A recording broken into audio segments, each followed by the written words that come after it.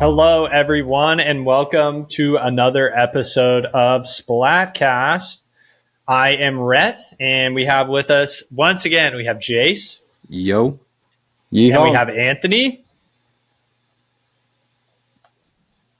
Yeehaw. Yeah, you can see YouTube viewers, Anthony looking very festive. And we did want to quickly make an aside here before we get going with the happenings of the week in the NBA. We want to talk a little bit about a big win for our Oklahoma Sooners, our beautiful Sooners. We moved to 6-5 on the season. We defeated the Alabama Crimson Tide last night in Norman, 24-3. Jace, I think you were there at the game. Oh yeah, do you have anything you want to share with us on the game from last night? Hands down, my best in-person sporting experience that I've ever had. I think it was beautiful. Went down onto the field around halftime. Got to see a touchdown right in front of me. Super cool. Students stormed the field on 2 separate occasions. I went down after the game. They had basically opened up the gates. You could just walk onto the field. It was super cool, super awesome. Made me proud to be an alumni, Yeah. But, yeah, so much fun. Sweet. Well, Ant, what about you? Anything you want to share on the game? I was there too. Not rocking the cowboy hat, but I was in the same outfit otherwise. Awesome game. I did participate in rushing the field when the game was actually over. As Jace was saying, the gates were open. I didn't have to hop over, trip over anyone or anything. It was awesome. Got pretty close to Venables and Jackson Arnold as they were doing their post-game interview. Didn't see J-Dub, who was also on the sideline with his photographer. He was posting throughout the game. He got a game ball. So it was awesome. Like, great sports day for everyone in Oklahoma.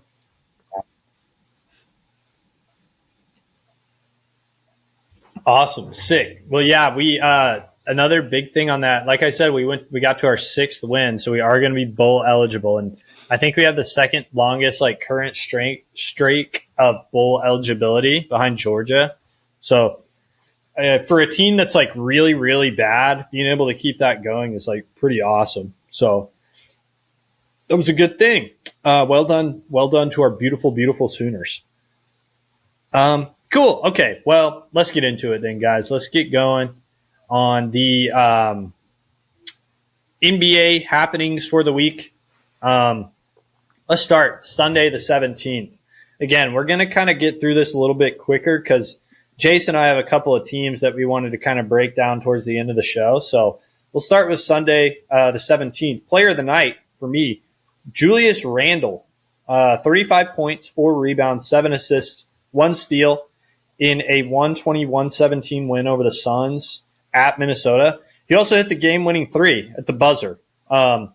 And kind of funny on that play, it was actually reported by the officiating office or whatever after the fact that he walked on that play, he traveled, and he was like, "Oop, should have called it at the time." Yeah, so I'm like, why do they even bother with that? Because it's happened 3 or 4 times over the past couple weeks. I think that is such a strange thing that the NBA is so dead set on doing, because it's not like they're holding the officials accountable. They're just telling them what they missed. And why even bring that up if there's nothing involved, some sort of punishment for an official, anything like that. Well, it's not like they're going to change the results of the game or anything. No, exactly. That's what I think. I also think it's kind of funny that Julius Randle, had such a big night, hit the game winner, with kind of all the other stuff that's going on with Minnesota, his on-court beef with Rudy Gobert, that type of stuff. It's a real weird situation for the Timberwolves so far this season, I think. Yeah, anything on Sunday or from that game? I feel like we're going to talk about the Timberwolves plenty, especially Julius Randle. Because actually, as we're recording this, the Timberwolves are in a battle in Boston. So we're keeping track of that on the side. At least I am. We're getting close to those Sunday showcase weekly matchups, which are exciting. Oh yeah, But no, the Timberwolves they still are figuring out a lot. And Randall and Gobert, you mentioned, it's got a lot going on. But that was a good win against a pretty not tough Suns team at the moment.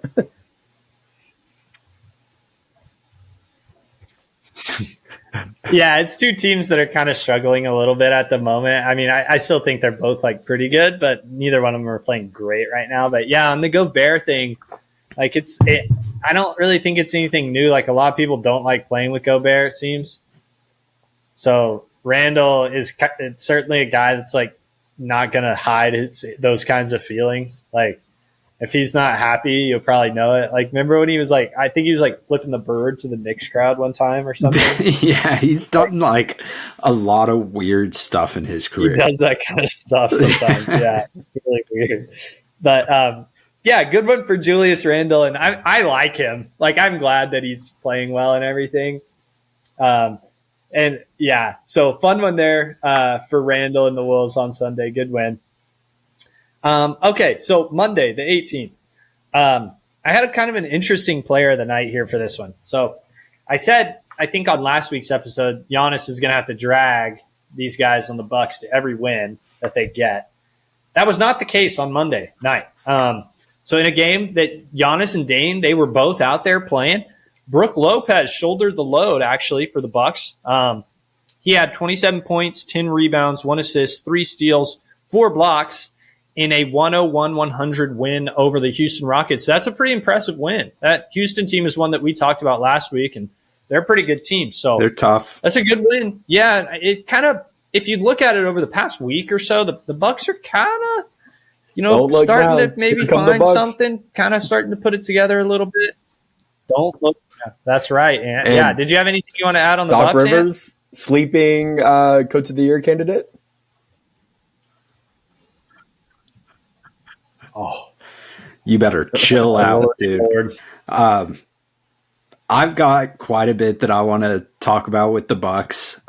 Later on, they're one of my teams that I'm wanting to dive into a little bit more. But yeah, I think it's a real interesting thing. I completely agree. This was a really impressive win.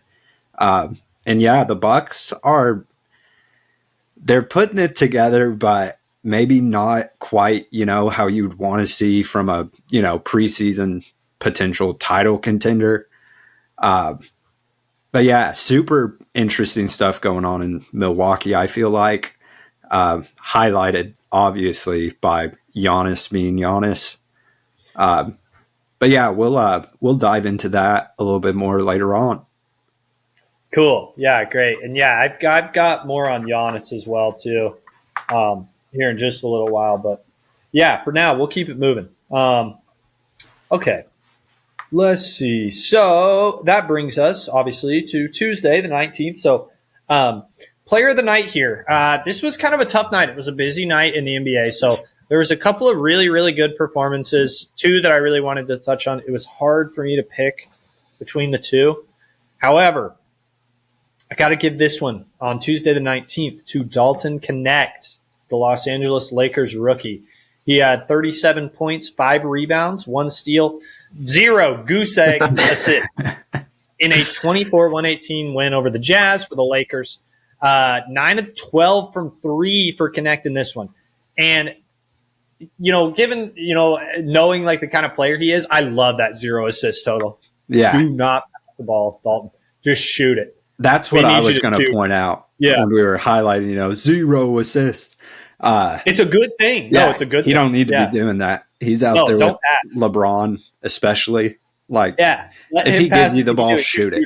Yeah. Yeah, right. Yeah. So spoiler alert, but I've got the Lakers here in a little while. So Los Angeles Lakers. I'm looking forward to talk about them because they're kind of interesting. And I think I'll save it. But yeah, Knecht's certainly been a bright spot for them. He's had a really good stretch over the last week and a half or so. They're figuring some stuff out with him in particular and other guys as well, which we'll talk about a little bit later. But great game for Knecht. Sorry, Jace, one more quick thing that I wanted to point out for Knecht. In the draft process, some people would discuss the athleticism because, that was pretty big time while he was at Tennessee. But it seemed like leading up to the draft, that kind of got pushed to the wayside. It was just like, catch and shoot guy, like high level scorer, that type of stuff. But in this Lakers system in particular, I feel like they do a lot of stuff offensively where that really breaks out, whether that's in transition or just moving off ball, backdoor cuts, that type of stuff. I think that has looked awesome for him so far this season. And obviously, especially from this game, the shooting is the big main thing for him. But he's got a lot more to his game than that. And I think watching the Lakers play, that shows up like pretty often. Yeah, I agree. He's been a good asset, not just the shooting either. Like, he's a pretty good player. And I was pretty high on him coming in. I think you were too, Jace. Not in terms of like being like a number one guy or anything like that, but just given that he's a little bit older, as far as like coming in and making like an immediate impact. That's what I was going to say. Just like right from the jump, he's got stuff, that I felt pretty confident could carry over. Definitely. And that's certainly been the case to this point in the season. So good for him. And anything you want to add on the Lakers or Connect right here? Again, we're going to talk about them here in a little while, but Lakers are cooking. When LeBron and AD are doing their thing, like, and Connect can just post up and shoot. AR, shout out Austin Reeves. He can create a little bit, do his thing. Deloading can do not as much as, not be as involved. I don't know. The Lakers had something going. They've dropped a couple later in the week, but they're looking good. They're in the top half of the West. JJ Redick has things going well. But I wanted, before we move up past Tuesday, because Tuesday was a big ball watching day. I was locked into TNT for 5 hours straight because we had Cavs Celtics, Thunder Spurs. So wanted to get y'all's thoughts on those two games. Yeah, so moving on to that, and I'm glad you did that because I mentioned I had a couple of guys from that night I wanted to talk about. I did have an honorable mention. And again, it was a tough choice here as far as like player of the night. This guy was certainly deserving. So on that Cavs Celtics game, I did want to mention Jason Tatum. So Tatum in that game, 33 points, 12 rebounds, 7 assists, 2 steals as the Celtics give the Cavs their first loss of the season, 120-117 in Boston. Now, like you said, I watched this game as well, and Boston was drumming them for quite a while. I mean, just shooting unbelievable from three, both in terms of the volume and obviously like the percentage. And when they're shooting like that, I always say about them, if they're shooting as well as they're capable, you cannot beat them. But I was so impressed by the Cavs just sticking around and even making a game out of this thing. They're tough, man. They're so hard to put away. Yeah. I think my big thing from this game in particular, obviously, Rhett, I think, you hit most of that stuff right on the head. Specifically talking about the Celtics. But the Cavs, we've discussed this in the past, but just so many different ways that they can attack you, especially offensively.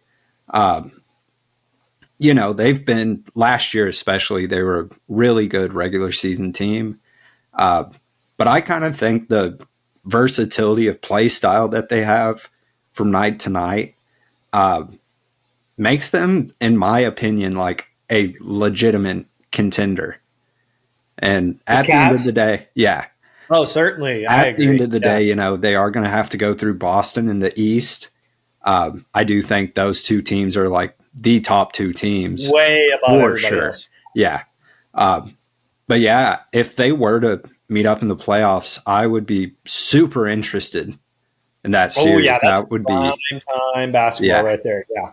Definitely. Oh, yeah. And anything you want to talk about on Cavs or Celtics? I like that you mentioned how impressed you were with the Cavs, even though they lost. Like, I kind of felt the same way. I learned more about the Cavs in that game than the Celtics. Because the Celtics, when they shoot, I don't think they shot over 53s, which is what they average, but they made so many that, like, yeah, they're not going to lose. But Yeah. The Cavs, they're good. Like, they're really good. And playing at Boston, like, it was tough. They're going to lose eventually. But yeah, I think you guys are right. Those are clearly the two best teams. We need that 7-game series, and that makes things really interesting. Like, as the rest of the season goes on, like, regular season does matter for those guys, because who wants Game 7 on their home court? That's a great point. And yeah, I to this point, I don't really see how it would be possible that those, assuming health and everything else, I don't see how it would be possible that like 1 and 2 isn't some configuration of those two teams. Like, even with the Knicks coming on and kind of the other stuff that's going on in the East, those are the top 2 teams. They're going to be the top 2 teams. So yeah, at this point, you have to imagine they would certainly both be heavily favored to be in the Eastern Conference Finals. So, man, that could be a classic. That could be a really good series. Cool. Okay. Well, yeah, Ant, you mentioned the Spurs and the Thunder on Tuesday too. Anything you wanted to talk about there?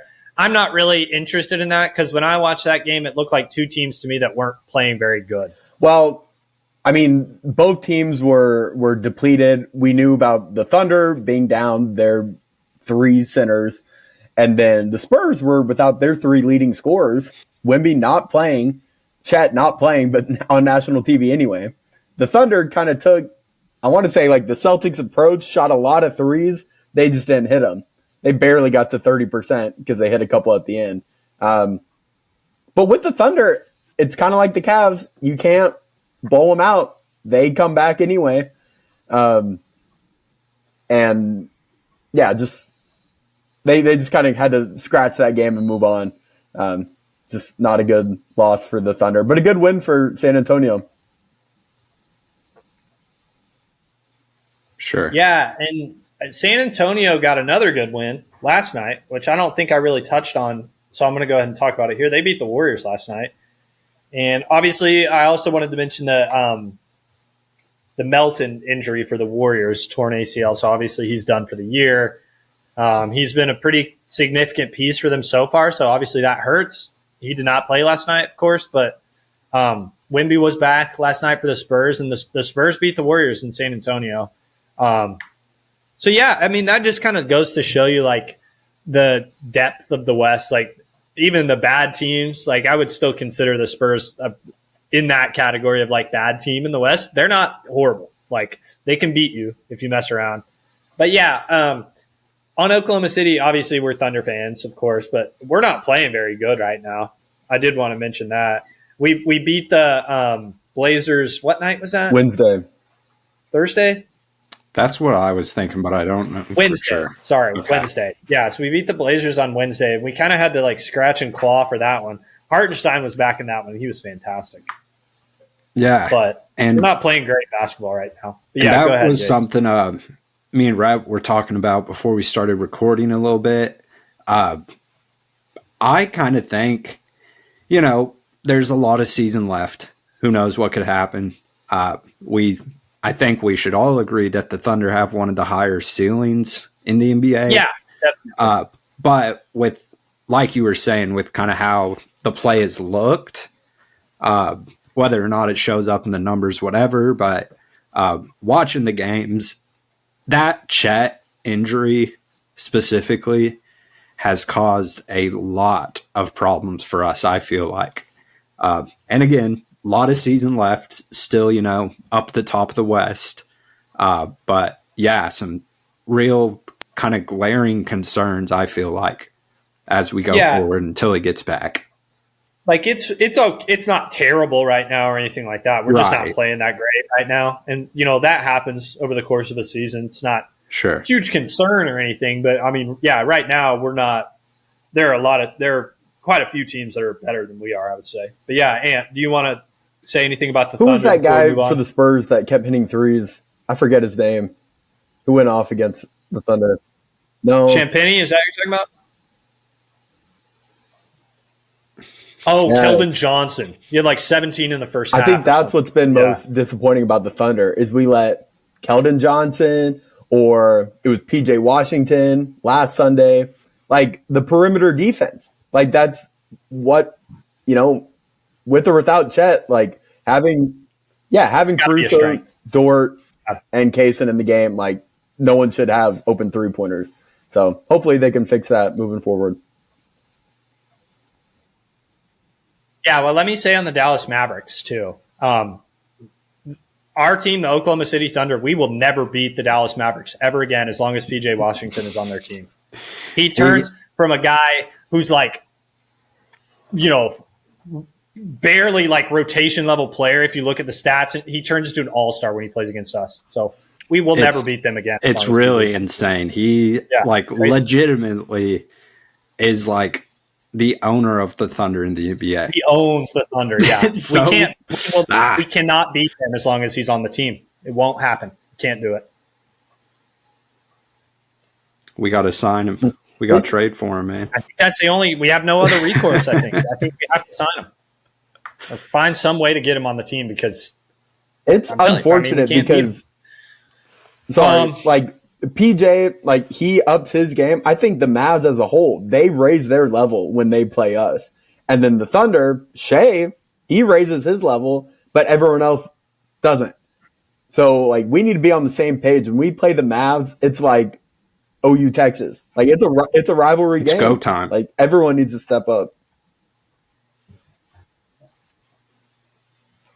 Well, yeah, that'd be great if we stepped up. Even if we do, we will not beat them as long as PJ's on the team. I want to make that abundantly clear. Okay, cool. So, yeah, all jokes aside, we will move on to Wednesday, the 20th. So, becoming one of my personal favorite guys of the season so far, player of the night for Wednesday, Giannis Antetokounmpo. 41 points, 9 rebounds, 8 assists, 1 steal in a 122-106 win over the Bulls. And that was the second win of the week for the Bucks. So pretty good for the Bucks. Again, we kind of touched on them a bit earlier. Anything y'all want to add from Wednesday or on the Bucks or on Giannis? I hope he's stretching, man. His back's going to be getting tired after a while. He needs help.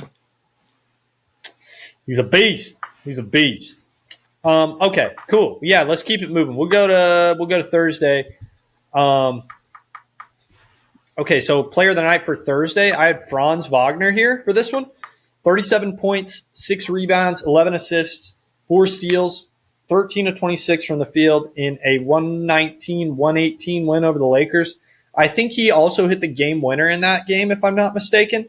Right. And the Magic, if you're paying attention, the Magic are kind of – obviously – when the Paolo thing happened, it looked pretty bad for a few games there, but they're kind of normalizing here, kind of getting back to level, and they're playing pretty good ball. Have y'all been watching the Magic at all? Yeah, I've kept up with them a little bit. Wagner especially, like, talk about stepping up, man.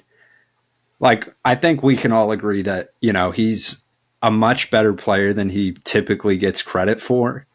I think so, certainly, yeah. But, yeah, losing their, who most people would consider their best player in Paolo, who was off to a really good start to the year.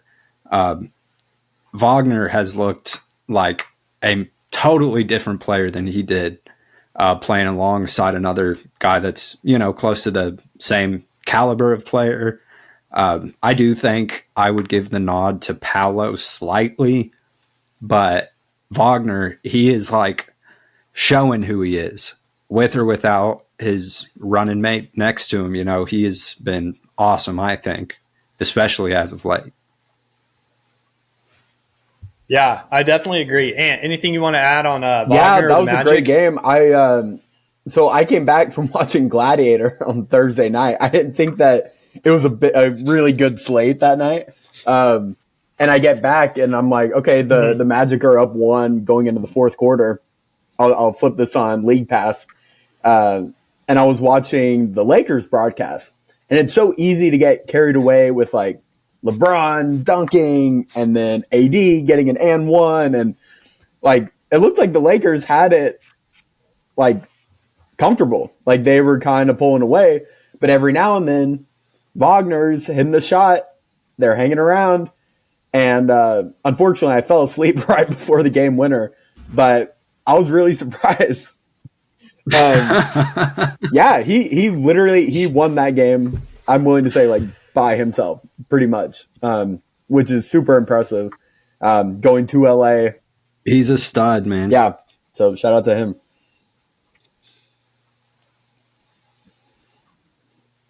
Yeah, so Wagner, we've talked about him a couple of times. I like the Magic, just like I have a personal affinity for the Magic and a bunch of their players, and I like the way they put the whole thing together. But I don't have the exact numbers on this, but I saw this somewhere on Twitter. It's interesting to me. Like, I kind of think there's like not a bad thing. Like, it's kind of like a good problem to have type situation that's brewing potentially in Orlando, because right now, they, after this week of basketball, the Magic have found themselves better than they were with both Paolo and Franz out there together, with just Franz out there. Their net rating is better without Paolo. And obviously it's also better than when Paolo was on and Franz off. So what that tells me is not so much like an indictment on Paolo. It's more so just that Franz needs to have the ball in his hands, and he's dynamic. Like, he's really, really, really good. And so now you're finding yourself in a situation, if you're Orlando, where you have two guys that are both really, really good players, but they both need to have the ball in their hands. And maybe, again, good problem to have, but maybe it's not an ideal fit together, right? So something to monitor. And obviously, we're still a little ways out on getting Paolo back. And obviously, I think he'll help when he is back, of course. But just something to keep an eye on in Orlando. I found that to be kind of interesting. And, talking about that, if there is a question that, kind of picks up steam later on into their careers together, regardless of what the Magic were to do in like a absolutely worst case scenario, like both of those guys' trade value, especially at the moment, would be like so good. Get anything they want, pretty much. Yeah. But again, and just to be clear, worst case scenario. I'm not saying they need to trade one of them or anything like that. Yeah, absolutely not. Just something I found interesting, something to keep an eye on. Okay, cool. Well, let's go to Friday. All right, so Friday, November 22nd, player of the night for me here, Tyrese Maxey. And that's right, guys. He's a Philadelphia 76er. So the 76ers won a game. So Maxey in this 26 points, 4 rebounds, 5 assists, 4 steals in a 113-98 win over Brooklyn. Now, I want to give y'all both a chance to talk about the 76ers, but I wanted to make a quick honorable mention here on player of the night. Once again, Giannis, 27 points, 10 rebounds, 11 assists, 2 steals and a block in a 129-117 win over the Pacers. So another good one for Giannis there. But, back to Tyrese Maxey. Great game there in a big win over Brooklyn. Did y'all want to talk any about the 76ers? I think this is probably our only chance. Jace, it looks like you're ready to jump on top of that, so go for it. Yeah. So, we've brought up a couple times throughout this episode, still early in the season, still pretty early in the season, but we are getting close to that 20-game mark, where you can kind of start making some reads. Yeah, we talked about that 20-game mark a couple times. Making some assumptions, stuff like that. And, they are not close to being back. They're not good. And I think obviously everybody knows about the problems in the locker room with the team meeting, that type of stuff. But I kind of think it comes down to Embiid and Paul George, both of them locking in. Are you going to lock in and actually, work hard, put your body on the line, to get this team to where it could be? Or are you just going to rely on the natural talent and just kind of see where it takes you? Because Paul George, obviously, injury stuff has been popping up for him. That's tough. That's nobody's fault. That's just kind of luck of the draw. It just annoys me so bad, like the way that he talks about stuff on his podcast. Like, I don't necessarily think being on a podcast while you're in the thick of an NBA season is that big of a deal. But, like, it ties back to, like, his playoff P type of talking whenever he was here in Oklahoma City. Like, who cares what you have to say if you're not, like, what you have to say about your play in particular, if you're not doing it. They're not playing good. Yeah. Yeah. Like, get that figured out. You two probably know better than anybody my issues with Joel Embiid. I don't have a ton to say about that, but, like, he's supposed to be a top 5 player in the NBA. Again, injury stuff. That's over. Yeah. And a lot of it's due to injury and stuff, but yeah, I don't want to hear that anymore. That is not the case. They're running out of time to right the ship, and I'm running out of, patience with them. They're driving me crazy this season. I'm out. They're bad. Yeah. I'm out. Anything on the Sixers? Like, for that reason, I'm out. But I'm in on the Sixers, man. Honestly, no, I saw something in the news about the Sixers every day this week. Like, if there was a Hard Knocks following this team, like, the viewership would be like crazy. That's an Emmy, exactly. You're right with Embiid and Podcast P. They got to lock in. Embiid's like flopping on free throws. But they have Jared McCain. Yeah. Jared McCain keeps scoring 30 points. Talk about a dog. And then doing his TikToks. Like, that's really the bright spot of this team. No, he has been awesome for sure. Yeah, I can't say enough good stuff about McCain. He's been outstanding. But yeah, so you mentioned like the team kind of just like drama and stuff that's going on. That's what I want to talk about. That's what I find interesting, because nothing about the on-the-floor product interests me with this team outside of McCain. But McCain is a rookie, right? So he is not going to be able to carry these guys like a top 10 superstar. It's not going to happen. It's impossible, okay? And Maxey is good, but he's not – he's like an all-star level guy to me. Like, he's not a top 5 superstar kind of – again, he's just not a carrier team kind of guy. Like, you need a guy like Embiid or Paul George to be. They're not going to do that. Neither one of those guys is ever going to do that again. They're both not healthy. They both, I think, don't take it that seriously, certainly with Embiid. And they're both old. So that's over. In terms of them doing anything serious on the court, not going to happen. For me, I'm out all the way. But the team meeting stuff and everything is what is interesting to me about this team, because Jace touched on it. But so there was, I think this happened around the middle of the week last week, and Shams was reporting that, there was a team meeting, kind of closed doors type of thing, right? With the coaching staff, with the players. I'm right about all that, right? Mm-hmm. Coaching staff and players were there? Yeah. I think so. And so there was a bunch of stuff that came out around this. One thing was the players were telling Nurse that they want to practice harder. And the Nurse is telling the players, we need y'all to practice better and everything. And then it also comes out Embiid is kind of maybe unhappy with like how he's being implemented and used on the court. All that stuff. But the thing that was really interesting to me was the first of all, the Maxey Embiid dynamic, and then the leaking of all this. Like I said, Shams reported on it. So obviously it got out, right? So let me start with the Embiid Maxey thing.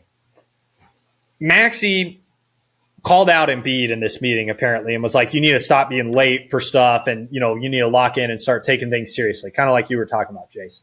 This is not a new thing with Embiid. It's always been like this. He's always been late and, messing around and not taking things seriously. That's always been the case with him. So that just going back to like the on the court stuff, if he's not taking it serious by now after all the individual success that he's had, again, let me just say this. He's never won anything of real value. They've never gone far in the playoffs. He's a playoff dropper. He's not ever going to win anything of real value outside of his MVP. But if he's not taking that kind of stuff serious by now, he never will. So that just goes back, to that. And if you have to have a guy like Embiid, a guy like Maxey telling you that it's time to take that stuff serious, not going to happen. But the leak is my favorite thing that I really wanted to talk about from this whole situation. Nick Nurse leaked this. Why do you think Nick Nurse? So if you go and read the Shams thing, one particular phrase really stuck out to me. And this was a direct quote from somebody that was in there. And I don't remember the exact context. I think it was the Embiid Maxey thing. Like that being the elephant in the room. The elephant in the room. So if you go and kind of trace back, because Nick Nurse has had quite a lot of tumultuous seasons over the course of his coaching career. Obviously, he's had a lot of success. They won that title and everything. But in Toronto, there was a lot of like upheaval and stuff. If you go and read some of the reports that were coming out of Toronto before that relationship ended between the Raptors and Nurse, that was a phrase that was said that was directly attributed to him multiple times, was attributed to anonymous sources multiple times, that elephant in the room phrase. And here it is again. So it was Nurse that leaked this. And apparently Embiid is now like on a crusade to find the leaker. Well, it's Nurse, Joel. If you're listening, Joel, Nick Nurse leaked this, and he has dropped the nuke on the Sixers season. The season is over. They're in big trouble. It's time to trade these guys if you can and go forward with Jared McCain. It's your team now, Jared McCain. Amen. But yeah, this is bad. If I was the GM, I would have already fired Nick Nurse. I like that, man. I like the digging you got going on there. That was good. I didn't really expect to hear that, but that if Embiid really is looking for someone to investigate the situation, he may have found his man. There's no need to investigate it because it's already been solved. It was Nick Nurse, and it is abundantly clear it was Nick Nurse. So there you go, Joel. Again, I hope you're listening because it was Nick Nurse. So that's it. Okay. Thanks for hearing me out on that, y'all. That was fun. Yeah, anything else before we move on to Saturday and a couple of teams that we're excited to talk about? Anything else just general throughout the week? I did have a player of the night for Saturday that we'll talk about, but just one more chance if there's anything else you want to talk about throughout the week.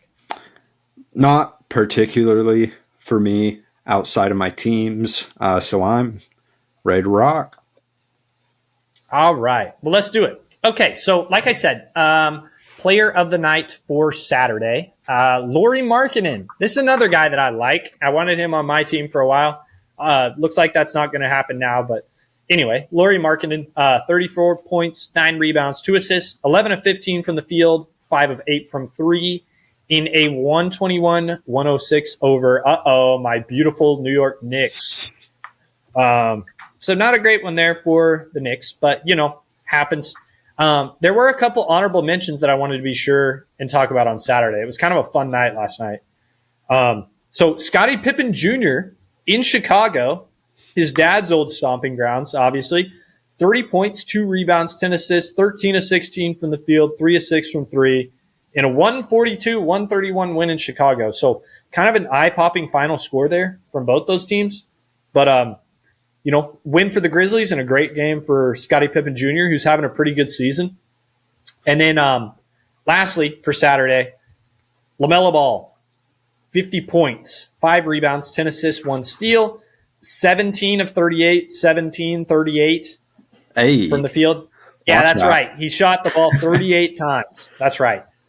And they lost to the Bucks. Again, Bucks win. But yeah, good one there for LaMelo. Obviously, he's like a very young guy. He's one of like the younger guys to ever get a 50 bomb. So good game there. Yeah. Cool. Okay. So yeah, here we get to the heart of the show, dear listener. So I think I've got one for each conference, Jace, and I think you've got one for each conference as well. Right. Do you have a preference which conference you want to start us out in?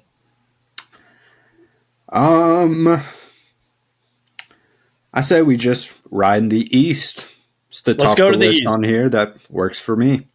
Okay, Jace, do you want me to go first, or do you want to talk about your team first?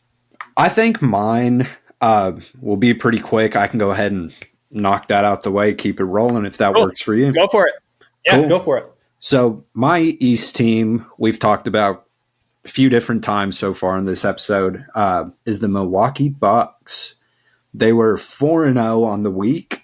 Their 4 wins came over the Rockets, the Bulls, the Pacers, and the Hornets. Big thing, Rhett, you mentioned this earlier about how you had said in the past Giannis is going to have to just carry this team. You're right, and he is. Yep. I think he's looking, back to that clear-cut top 3 or 4 player. So far in the season, right around 32 points, just below 12 rebounds, 6 assists. Kind of surprising. Not a huge deal, just a little different than what we're used to seeing from Giannis. He's only averaging exactly 2 stocks. I think it's 1.6 blocks and 0.4 steals. So, not awful, but for a level of defenders that Giannis is, you'd kind of expect to see a little bit more of that. But regardless, undefeated in the week. They're up to 5th place in the East.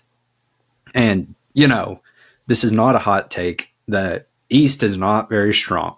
So it's not too tough to climb up a handful of spots in just the course of a few games. Also, not that hard to drop down a few spots, course of a few games. Going undefeated in a week, that worked wonders for him. That was great. That got him, I believe they are just below 500 at this point. But regardless of that, I'm not really buying how they're built for the playoffs. It's Giannis. Their numbers are weird. I think, for me personally, outside of that core group at the moment, Giannis, Dame, Brook Lopez, and throw Bobby Portis in there if you want to. Gary Trent Jr. has been, in my mind, pretty objectively their next best player. He's on a minimum. Let me add that. He's on a minimum contract. Yeah. But, yeah. And, he's playing well for him recently. Scores the ball well, shoots it pretty well. But big picture for the Bucks, and most of their stats, they are just dead middle of the pack on the season. I personally would have still assumed that their defense would be, good, but it's just extremely mid, super mid. They are also dead last in offensive rebound percentage at 11.4. And with your interior players, primarily, majority of the minutes, either Giannis with Brook Lopez or Giannis with Bobby Portis. In my mind, that has to be better. They've got to get better at that, create, second chance points, that type of stuff, especially, lacking consistent offensive firepower from role players, stuff like that. They got to get better. They're a home team through and through is another thing. They're 1-6 on the season in away games, which kind of ties back into what I just mentioned. I don't think they're going to be a great playoff team, anything like that. They are, taking pretty good care of the ball in terms of avoiding turnovers for themselves. But at the same time, they rank 25th in opponent turnover percentage. So they're not really doing a great job of forcing turnovers either. So regardless of what the record looks like, the improvements that they've made throughout the season, they're middle of the pack outside of Giannis. Giannis is their hope and savior up to this point in the year. I still think they're going to have to make some type of pretty big move to get where they want to go. because Dame helps here and there, but at the end of the day, it's Giannis. The whole team is Giannis. Yeah. So a couple things. First of all, I don't think they're very good. Again, in the East, it's going to be those two teams. I'm not really taking anybody else in the East seriously outside of Cleveland and Boston. Sure.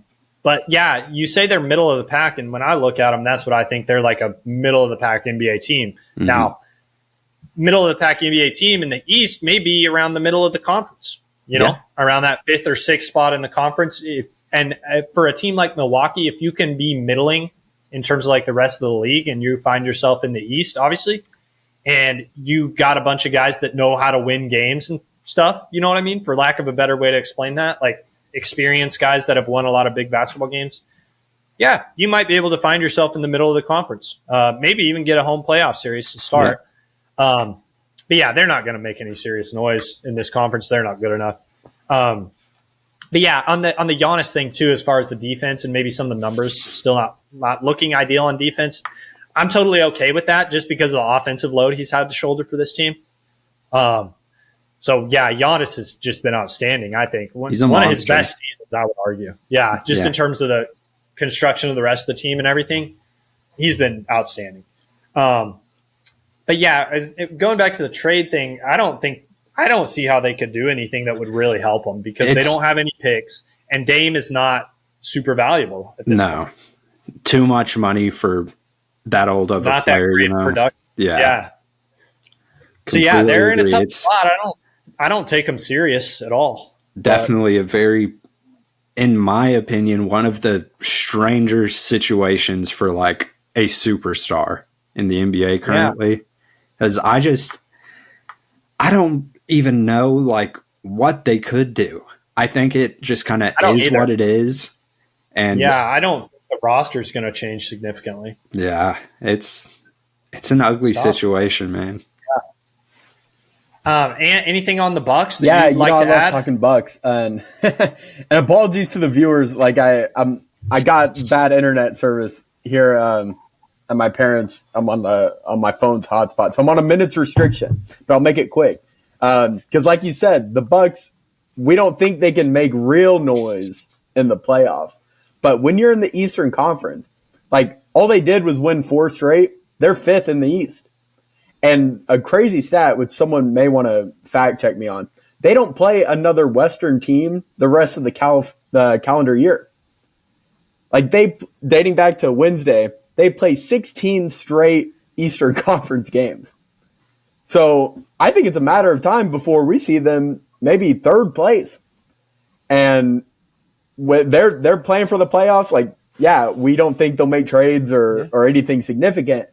Their plan is, let's hope Giannis and Dame go nuclear and we overwhelm the Knicks or we overwhelm the Magic. You're looking at Eastern semis, like they've won a championship. I don't think they're good. They're better than the Cavs or Celtics, but they'll be around. Like I think those guys are locking in, unlike the Sixers.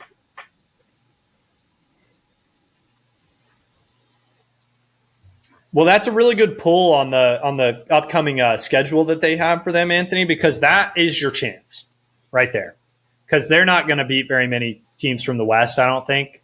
So, like, that's your chance to make a push and put yourself in a good position.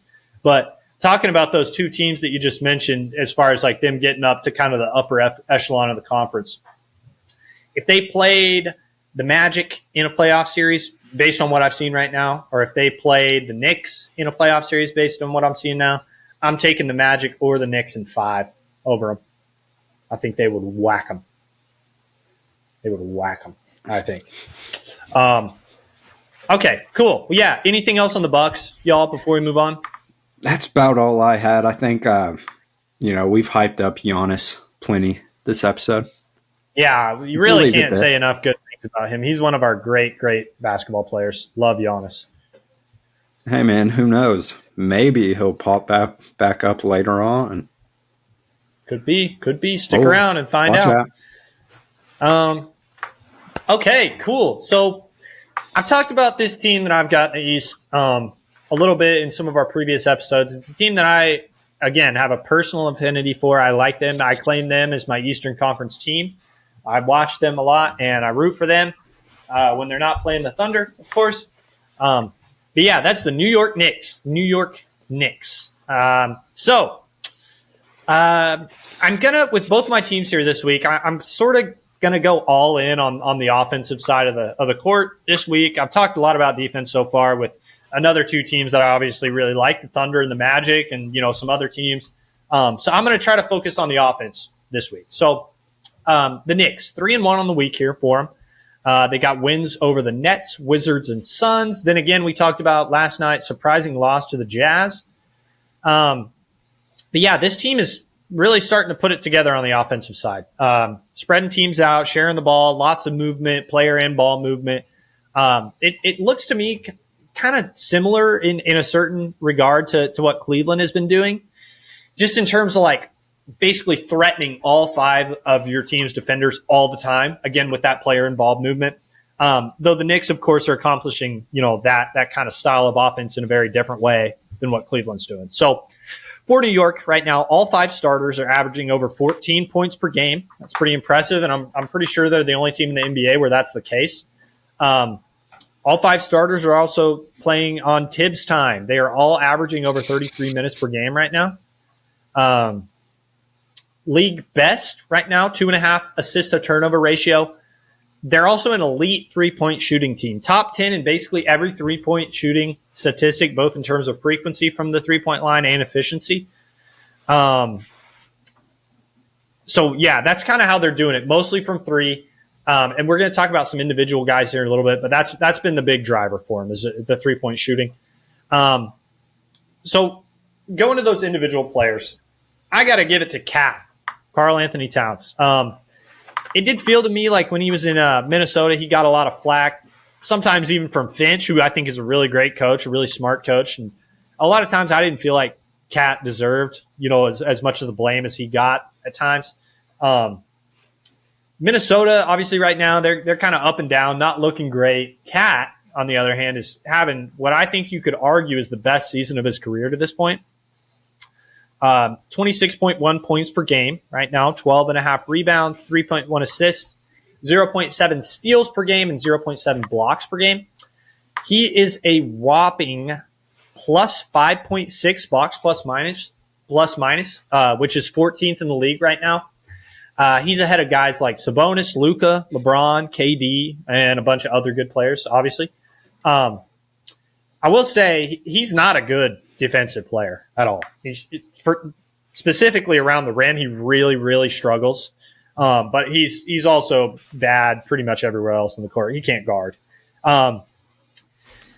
So that leads me to the defense for this team. Can you guys tell me why the Knicks are a bad defensive team right now? Because they are. They are bad on defense. The only thing really with how their roster is constructed that would pop into my mind as somewhat of a liability is Jalen Brunson. Like, he's a scrappy. Well, Brunson and Cat are out there together almost all the time. Yeah. And so, yeah. And so, yeah, that when those two guys are out there together, that definitely would make sense to me. Yeah. So, I mean, yeah, they're not a very good defensive team. They are 21st in overall defensive rating. They still find themselves 8th in net. Like, again, that just goes back to how good the offense has been. But anyway, so if we're looking at the defense, Ariel Hukporti is plus 1.7 defensive box plus minus. Josh Hart is plus 0.7. Those are the only two players they have that are positives in that stat. So I obviously thought, OG, of course, who is a player that I really love, and then Bridges would kind of be the guys on this defense out there on the perimeter, causing havoc, funneling things to where they need to go, deflecting, really standing up on the perimeter. That hasn't really been the case so far if you look at the stats. I kind of thought it would be flip-flop for this team. I thought, obviously, I know Brunson and Cat aren't very good defensive players, but I kind of thought the defense would be good early in the year, and the offense would kind of be taking a little bit of time to gel and kind of come together. It's been the opposite. As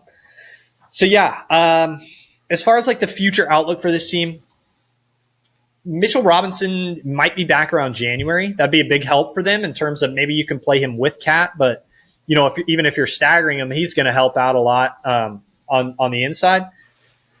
I want him to keep playing Huck Porty because he's been good, I think. Really active rebounder. He's a pretty smart processor, really, on the offensive end, and obviously he's a scrappy guy. He's going to play really hard on defense. He's likely going to be effective on that end. So Tibbs, of course, it's Tibbs time. He's going to keep this rotation tight, I would assume. So not really expecting big contributions from guys like Kolek or Daddier this season. But Huck Porty, to this point, has been a guy that you kind of have to play. So I hope that continues. I like what I've seen from him. Also, last thing, got to give a shout-out to Thunder legend Miles McBride. Shout out Deuce, man. Yeah, love him. He's been awesome so far this year. I think they found a really, really good role for him to come in and be effective in those prototypical sixth-man spurts in the game. So he's been awesome. I love watching him play. And then on Brunson, he's a guy that I really like. He's not been very good this year. I think he's like 22nd or so in terms of box plus minus and some of the advanced stats in terms of like overall impact on the game. Just hasn't been super efficient. And I do think the Cat thing is going to help him. I do think that. They're still just kind of trying to figure it out, it seems. But yeah, not a great start to the year for Brunson, not what he's capable of. But if they can kind of find that balance with him and Cat, and hopefully Cat keeps playing the way he has been, they could be interesting. Yeah, so just in terms of like the overall outlook for this team, I don't see them winning the East at this point. I know they were my finals pick at the beginning of the year, but they're just not on the level. I don't really see a way for them to get there. Maybe if that defense picks up, they can challenge. But again, those two teams being as good as they are in Cleveland and Boston, I don't really see it. But New York's been fun. They're kind of starting to get it figured out. I think they're at 9-6 now. Obviously not a great record. But as they get into that stretch of the season where they're playing, more Eastern Conference teams, et cetera, they'll be in the mix. Yeah, but I don't think they're going to win the East. Anything y'all wanted to add on the Knicks? I think that, you covered that really well. I do agree. It's an interesting thing because I feel like their play style hasn't really matched up with the types of players they have on their roster. But, they added some new really big pieces this offseason. So, clearly that's going to take some time to get figured out. It does look like, at least offensively, Cat has kind of found his footing there. That I would assume that it's still going to fluctuate a little bit as the season goes on, especially if Brunson's able to, kind of get back to that level of player that he was last season. But yeah, I think Cat is going to benefit a whole bunch from if they're able to bring back a healthy Mitchell Robinson. It's a little funny because, I think it's pretty clear that he didn't like playing with Gobert in the double big lineup, but I think it worked pretty well for Minnesota, though. Yeah, I think the Knicks are going to probably do a lot of the same type of stuff with him and Robinson. Robinson, I think is quite a bit more like mobile than Gobert is. So it may look a little bit different, but buckle up, Cat. You're about to do it again. Yeah, so I want to talk one more thing. So who do you move out of the starting lineup if you want to start Mitchell Robinson? Because right now it's Bridges, Hart, OG, Jalen, and Cat. I think in the starting lineup, you don't touch it. I think that you have Mitchell off the bench. That's what I would think because I bet that's what they'll do. Yeah, with like the wings and also with Josh Hart, I think that you have enough rebounding, enough physicality. So yeah, bringing in like that level of player, if Mitchell Robinson is healthy, kind of back to what he can be, you know, I think that's would be super valuable to bring in with that second unit, whatever that may look like, because the rotations could get weird, could get pretty ugly for a while, I think, but super talented roster regardless. Yeah, well, what is kind of interesting to me now that I'm looking at it is maybe like a Brunson at the 1, Bridges at the 2, OG at the 3, Cat at the 4, and then Mitchell. Kind of just go really, really big. Yeah. I don't know. Just something. Point being is, like you said, they're going to have some flexibility. So Sure. Could be interesting. Ant, anything you want to add on the Knicks there? No, that was a great in-depth look at like their roster, really talented roster, and we talk about Cat getting in the groove. It's funny. I keep thinking of the comparable team in the West, which is the Minnesota Timberwolves, another team with 7 losses. You know, maybe these two teams should do a trade.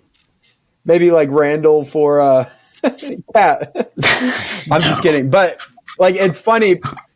Maybe something like Randall and DiVincenzo or Karl Anthony Towns. Like maybe these teams are thinking, yeah, maybe we should do that, because both teams, they got 7 losses. They're kind of underachieving, and it's like we don't really know why, and we think they're going to get it together, but at the same time, no one's really seriously considering them like finals contenders.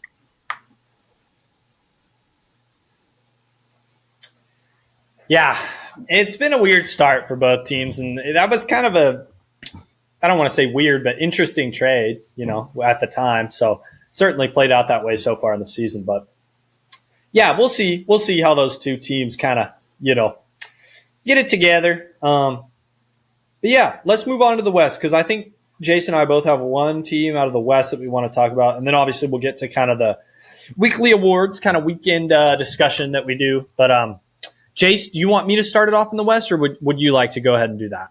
Oh man, you tell me. Let me Shoot take for it. it. Sure. I don't want to get this out of the way, because to be frankly, or excuse, yeah, shoot for it. To be frank here, this isn't really a team that I like.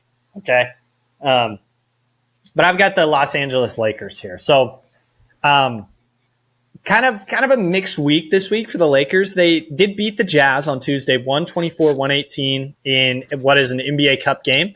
They lost, like we talked about a little bit earlier in the show, 119-118 to the Magic on Thursday, and then they lost last night. They got walloped, 127-102 to the Nuggets. Again, I'm going to stay kind of with the offense here. So, Redick, I got to give a lot of credit here to JJ Redick. He's done a really good job. And obviously, you know, we all know the kind of player that he was when he played for a long time in the NBA. He was obviously a sharpshooter, kind of offensive guy. It looks like he's pretty smart on that end of the floor. He's really transformed this offense. So they're currently 4th in offensive rating right now at a 117.1 rating. That's behind the Cleveland Cavaliers at 1st, the Knicks at 2nd, like we just talked about, and then Boston at 3rd. So that's pretty good company, especially playing, you know, where they do in the West. I'm sure y'all mentioned or noticed, rather, that those 3 other teams that are top in offense are all in the East. So they're leading the West in offense right now. This team, they definitely feel like a lot of the teams that we've spent time talking about this week, they're kind of in a experimental, like figure it out kind of phase right now. So defense is bad. I'm not going to talk that much about the defense, but back to the offense. So in terms of efficiency, if we're thinking about what they do really efficiently, they're diverse. They do a lot of things pretty well. And again, they're good. That net rating is really good. So in terms of the things they do well, they're 8th in pick and roll efficiency, 0.97 points per possession there. 3rd in points per possession off of cuts. Jace, you talked about that specifically with Connect in terms of the motion. They're kind of doing that across the board. They're really good when they're cutting off the ball. They're 8th in isolation points per possession at 1.09. And they're 1st right now in spot-up points per possession, so like those spot-up threes. And that spot-up points per possession was really interesting to me, because if you watch them, a lot of those kind of shot opportunities are coming off of like set actions.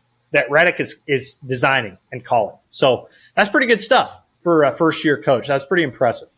So we just talked about the efficiency. I also wanted to talk about the frequency of what they're doing. So this is where it gets pretty interesting for me right now. So going back to those things that we talked about with the efficiency, the things that they're doing really well right now, if we start with the pick and roll, again, they're 8th in efficiency in the pick and roll offense, 24th in frequency there. Cutting, they're 3rd in efficiency, 8th in frequency. Spot up, they're 1st, once again, in efficiency. They are dead last in the NBA in frequency at that. So that is where things maybe aren't great for Redick. Like, I'm sure he knows that they're doing all these things well, and obviously I'm sure he's a lot smarter than I am, but just that stuck out to me. Like, maybe kind of trying to change some of that stuff up throughout the season would really help them, and they could get even better for a team that's been really good on offense, just in terms of really leaning on what they do really efficiency. So, again, that disparity between what they're really good at and what they're doing most of the time, they're just not really sure, who they are. They're not really 100% sure about the rotations, the lineups, the infrastructure of the team. The guys on the team obviously trying to figure out how to do what Redick wants them to do, and vice versa. He's trying to figure out how to put guys in a position to do what they're good at. So roster construction. Obviously, 2 guys here for the Lakers stand out above the rest. So Anthony Davis, plus 6.8 box plus minus. He's a legit MVP candidate still to this point in the season. He's averaging 30.1 points per game, 11.1 rebounds, 2.8 assists, 1.3 steals, 1.9 blocks per game. Really doing it all for this team right now. He's been super, super effective as the roll man in the pick and rolls. They're top of the league there in terms of that. And then, the post-up stuff, he's just really hard to guard down there on the block kind of extended area. If he gets his back to the basket, gets a hold of the ball, he's tough to deal with. And then the second guy there is LeBron. So he's still LeBron, plus 5 BPM right now. He's averaging 23.6 points, 8.1 rebounds, 9.1 assists, 0.8 steals, 0.4 blocks per game. Those are borderline all-NBA numbers, guys, for a guy that is in his 21st NBA season. So credit to LeBron. What more can you say about him? The king, man. The king. Yes. Unbelievable basketball player. So I also wanted to mention Dalton Connect. So certainly been a surprise in terms of like what he's been doing, especially over the course of the last week and a half or so. So we talked about him, Jace, kind of being an older kind of prospect guy, come in, contribute right away kind of player. I certainly didn't expect it to be as good as it has been over the recent, few games that they played. So if we're looking again at that box plus minus stat, he's their 3rd best player right now at plus 0.1. After obviously those 2 guys that we just talked about, he's followed there by Cam Reddish actually at minus 0.3, and then Austin Reeves at minus 0.7, who I think is a really good player. Like, I really like Austin Reeves. I really like his fit on this roster. So that was a little bit surprising to me. But anyway, so back to Connect. And he's getting about 23 minutes per game right now, averaging 11.5 points, 2.8 rebounds, 1.1 assists, and 0.4 steals. He right now is at 67.3 true shooting percentage. That's in the 91st percentile in the NBA. 39.7 from 3. That's in the 70th percentile on 4.5 attempts per game. And that's in the 55th percentile. So not taking a ton right now. Obviously, he's not going to be the focal point of your offense at this stage in his career. And that's kind of just not the kind of player that he is, especially on this team. But certainly a big, big boost for the Lakers with those numbers. So, again, over the course of the last week or so, the attempts have gone up. They've been running more stuff specifically for him in terms of those spot-up looks. And one thing that's really simple that they will do a lot is just kind of kick the ball, skip the ball over into the corner, and have like Jackson Hayes or their secondary big kind of come up and set just a quick little pin screen for Connect. So it'll go corner, right to the elbow for Connect, just catch and shoot, let it rip fast. I really like that action. It's super simple, but they've been running it a lot recently. So I talked about them sort of being in like a figure it out phase at this point. I do expect them to make a move here this season, which is nothing new for the Lakers. Obviously, they love to kind of reconstruct their roster as they go. So you talked about him a little bit earlier, Ant. The deloading minutes, they've looked a little bit better as of late, which is good for the Lakers. Is I think they should be trying to trade him like as soon as possible. They need to trade him. The dream deal here for me, in my opinion, would be something that gets them Cam Johnson from Brooklyn. So obviously he's going to help with the perimeter shooting. I think he'd also be an upgrade for their defense, which again has been pretty bad. And then the big stuff. So I talked positively about Jackson Hayes earlier in the year. He's been okay. They need to upgrade that position. I do think now I kind of am changing my tune on that, but I think even somebody like a Valanciunas would be a decent option. But the guy that is really on my radar for them in terms of the big position is Larry Nance out of Atlanta. He's not playing that much for Atlanta, and he's been good when he has played. I think he'd be a pretty significant upgrade for them. So, and those are two, like the Cam Johnson thing for Brooklyn and the Valanciunas thing. I think that's not impossible for them to do. So, yeah, they could be pretty interesting. In terms of contending in the West, I kind of think they can. Am I crazy? Like, I kind of could see them winning this conference based on what I've seen to this point. I mean, I think you could definitely make that argument. If it were me making the argument, it would be the same thing as always. LeBron and Anthony Davis. Mm-hmm. Like, if they can get enough help from outside of that, like, those two guys are, clearly good enough to be able to, get that team higher than what may be expected from them. As far as their depth goes, I think that you're making the right call pointing out the depth at the big position. Could not agree more with them needing to try to find some other different piece to come in and play behind Anthony Davis primarily. Anthony Davis should undoubtedly, be your big physical interior rim protector type of guy. But offensively, I think adding a player that can maybe not play next to Anthony Davis, but come in and, set screens, run DHOs. Kind of eat minutes. Yeah, right. Just kind of keep the Lakers alive without Anthony Davis out there. I don't think they need like an Andre Drummond type, just like big bruiser. Well, he's like borderline unplayable Drummond right now. Yeah. But I think kind of a connective piece. And I think Valanciunas could serve to that, but Larry Nance is the name that really kind of jumped out to me as, could be a near perfect fit at that big position. Just a little bit of do it all. Doesn't need big minutes on a nightly basis, but could definitely keep the Lakers alive without Anthony Davis out there. Yeah, and I think Nance is going to be like a super – like I think they're going to be getting a lot of calls on Nance, like trying to get – I think a lot of teams are going to want him. Sure. So, yeah, Ant, anything you want to add on the Lakers there, Ant-Man? No, I'm just thinking about LeBron, and I want to ask, like, how does this affect LeBron's legacy? Like winning another championship. Like, can you imagine that at how old he is? It doesn't. But no, I'm glad you brought up the stat line. No, my goodness, dude. If he got another one. I know. And he's at 23.6 points per game. He hasn't averaged less than 25 in 20 years since his rookie season. Do we think this is the first year? Wow, I didn't realize that. Do you think he finishes under or over 25 points per game? Under.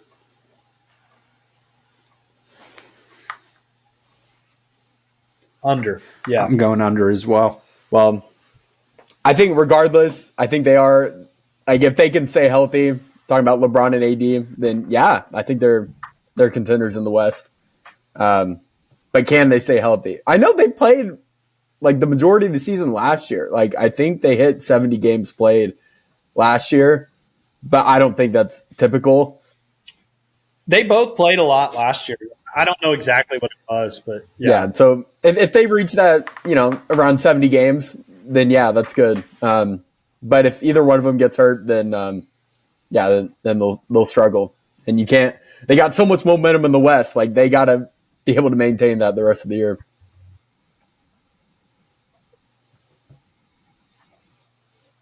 Yeah, certainly. Well, yeah, definitely a team I'm going to continue to keep an eye on because, like I said, I mean, I think they're good. Like, I'm not going to pick them to win this conference still, but they're good. So, certainly a team to monitor. Jace, I think you had a team you maybe wanted to discuss a little bit here. Absolutely, kind of for different reasons. More similar to why I wanted to discuss the Bucks, just kind of how weird that situation is to me. But we are going to keep it in Los Angeles, and I would love to talk about the Clippers. This week, also, same as the Bucks, 4-0 on the week. Wins over the Jazz, the Warriors, the Magic, and the Kings. Pretty decent wins there. Yeah, good wins. They Nice. Yeah. have looked, a lot better than what I was expecting. At the moment, they're 5th place in the West. Totally different than where the Bucks are sitting in the East because, the West, in my opinion, is a much more difficult, much more competitive conference. So being at the 5th spot at this point, I think is pretty promising for them. One thing, James Harden, different play style than what, when he was in Houston for sure, but he's averaging 20 points, 8 rebounds, and 7 assists, which I think, for kind of his age, his development up to this point, I think that is still really promising. Outside of Harden, though, is where it gets interesting because the other 2 players who have had, awesome starts to the year are Zubac and Norman Powell. Sir Norm. And, yeah. Ooh. Norm has been remarkable for them this year. I think pretty obviously it is those 3 guys at the top, but I am kind of buying Norm being like a playoff player. Like I think how he's played so far this year, how he gets his points, that type of stuff seems pretty translatable. Zubac, who knows? The low post big men kind of getting phased out of the playoffs. So we'll kind of have to. Zubac is kind of just dependent on the matchup, Sure. Yeah. He's good. Yeah, right. Definitely. But another thing that makes the Clippers really strange and interesting to me is the advanced stats, because obviously they've been playing really well as of late, but the only things that they're top 10 in for themselves is defensive rebounds and defensive rebound percentage. Kind of weird, I think, when looking at this roster. But what's even weirder than that for me is their defense, which has been really stifling to some really good offenses in the league this season. Good. Yeah. These are some stats where their opponents rank when playing the Clippers. So it is 27th in points per game, 26th in offensive rating, 28th in assist percentage, 29th in offensive rebounds, and 30th in offensive rebound percentage. And, looking at those 3 guys, their 3 lead guys, I think that would be kind of surprising. You wouldn't expect the defense to be the level that it is with those. But the Clippers, man, they got some role players that it's not going to be the same 2 or 3 people every night that are popping up, but they have just so many options. So I wanted to highlight some of the top guys that came in off the bench for them in these 4 games that I'm talking about. And just kind of show you, the versatility that they bring with that second unit.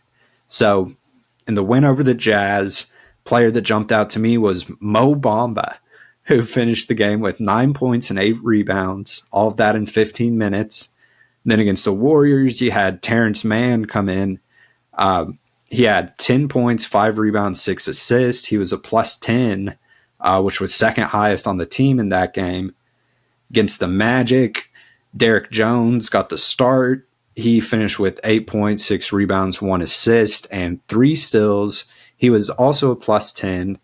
And then against the Kings, Kevin Porter Jr. was probably their top guy off the bench. He had 14 points, 6 rebounds, 2 assists, and was a plus 11. So I think that could be really valuable, whether or not it is like a consistent rotation, consistent roles of like what these guys from the second unit are going to be doing on a nightly basis. I think that makes it really difficult for opponents to kind of get figured out how to deal with those second units. But yeah, definitely a different type of team, different type of roster construction than the Bucks, who I talked about first. But again, just a weird team, weird in a much better way than the Bucks, but weird regardless. Yeah. So I wanted to mention one guy that you didn't talk about, Jace. Sure. Chris Dunn. Yeah. So in terms of the defense, if we're looking at the defense, there's a couple things I wanted to mention specifically there. But if we're looking, so I'm looking at defensive box plus minus on Basketball Reference right now. Mm-hmm. Chris Dunn is a plus 2.5 defensive box plus minus. That's the same as Shai Gilgeous-Alexander. That's the same as Derek Lively. That is better than guys like Wendell Carter Jr., KCP. It's better than Klingon. It's better than Dyson Daniels. It's better than Suggs. So he's like a really great defensive player. Yeah. And then Harden is also having like the best defensive season of his career. He's plus 1.9 defensive box plus minus. Yeah, I don't think they have like the star power to really get him there. I might be wrong because Norm's playing like an all-star right now. Sure. But yeah, they're interesting. I do think their defense is like legit. Yeah. And like I would not have expected that with just kind of like Certainly the not. construction of it. But yeah, it looks real. Yeah, no, it's good. Okay, cool. Well, anything you want to add on the Clippers? Clippers are sneaky, and like you said, they got a roster full of dogs. I think maybe they kind of slide under the radar because they're always playing late night on the West. People are sleeping, and then they don't really care. Like, yeah, and their games are not like them, the super high scoring games because they hold teams to under 100 points. Like their defense is good. The one that got my attention was they played the Magic last week and beat them. And we talked so much about Wagner. They held him to under 20 and won that game. So you mentioned fifth in the West. Like they are the thing that is important is they kind of remind me of the Mavericks in a way. Not just the way their roster is like constructed with a bunch of like solid contributors. They're just missing like Luka and Kyrie, like those stars. But Norm Powell's been playing all-star level. Will he get it? Probably not, because their games are too late on TV. Probably not. Yeah. But no, they should be proud of themselves because we were not expecting. None of us picked them to make the playoffs. But hey, you know what it could be? It could be the wall of the Intuit Dome that's making all the difference. Love the wall. Yep, me too. Love the wall. Cool. Well, okay, I guess that'll bring us to kind of our weekly awards, y'all. Are we ready to get into that? Let's do it. Okay, so I figured we'd kind of do it the same way we did it last week. I'll kind of put forth some nominees for these awards, and if y'all disagree or have somebody else you want to talk about, we certainly can. But we'll start with Player of the Week here. So Player of the Week, I've got Giannis for this. Again, this week, they went 4-0. Let's see. So Giannis this week, if we just kind of run through his stats real quick, in their first game of the week, 20 points, 13 rebounds, 4 assists, 3 blocks. Second game of the week, 41 points, 9 rebounds, 8 assists, 1 steal, 37 points, 10 rebounds, 11 assists, 2 steals, 1 block. Then 32 points, 11 rebounds, 6 assists, 2 blocks. So I mean, you talked about him a lot, Jace. We've talked about Giannis a lot, but I mean, 4-0 week for a team that isn't very good, and Giannis putting up those kind of numbers. It's kind of tough for me to pick anybody else but him. No, yeah, I do think just kind of objectively, Giannis is the right pick. I did want to give a real quick shout out one more time this episode to Franz Wagner. He has been on a heater. He's been like ultra aggressive, keeping the Magic honestly, not even just keeping them afloat. They're good. Yeah. Like they don't look all that much different than when they had their full team there and healthy, So not arguing, just wanted to throw that out there. Cool. What about you, Ant? Anything you want to put I'm forward in the same for boat. player of the week? I'm not trying to argue the Giannis pick. I think he would get my vote. I just wanted to re-mention LaMelo Ball. I love LaMelo. 50-point performance, and he's averaging 30 points a game. And he's he's third in the league shots in scoring right now. Falling down, just like he barely jumps. Like he's just so cool. Yeah, shout out LaMelo. If he can take them to the playoffs, then good one. That'd be awesome. Well, for me, he's the best point guard in the NBA right now. That's not that hot of a take. Yeah, I don't think it is. Cool. Okay, well, yeah, good ones, y'all. Thanks for throwing those out there. Okay, so Rookie of the Week. I'm going to jump to Rookie of the Week, and I do have a guy I want to put forward here. And again, I want to just say McCain has been the best rookie of the season so far. I think we'd all agree, but I don't want to just talk about him every week. Like, if that changes, we'll probably talk about it. But, he's still top of the leaderboard in terms of the rookies. But I did want to talk about Donovan Clingan here. So Donovan Clingan, he in his last 4 games this week, they were 2-2. He played 21 minutes, 15 minutes, and then 25. So for Clingan this week, in their first game of the week, 6 points, 8 rebounds, 1 steal, 3 blocks, 10 points, 9 rebounds, 2 steals, 2 blocks, 9 points, 7 rebounds, 1 assist, 2 blocks, and then 0 points, 19 rebounds, 1 assist, 1 steal, 3 blocks. So just in terms of kind of, being active and engaged on defense, he's been a big difference maker for them there, obviously on a team that isn't very good. But kind of starting to play a little bit more. I'd still like to see those minutes go up a little bit for him. But yeah, he's kind of coming on, making a positive impact for sure, I would say. Yeah, no, he's definitely getting it figured out. Still weird kind of night to night minutes that he's getting with Portland. And I would not really expect that to kind of level out throughout the season. It's a kind of a weird situation because, they'll beat some really good teams, stuff like that. And then just drop one to some stinker out there, But Clingan, he's a extremely valuable piece for them, I think, going forward. Whether or not, he's kind of solidified this season, it's coming. He's good, man. He's real good. Cool. Ant, got a rookie you want to talk about? Shout out Kling Klong. Kling Kong. I got to see him in person when he was in OKC on Wednesday. But no, you mentioned Jared McCain. If I were to vote, he's got to get Rookie of the Week again. Him and Connect. Yeah. Hopefully we see all these guys. We'll get to All-Star, shows in the coming weeks, but we'll see those guys. Yes, I want to see both those guys.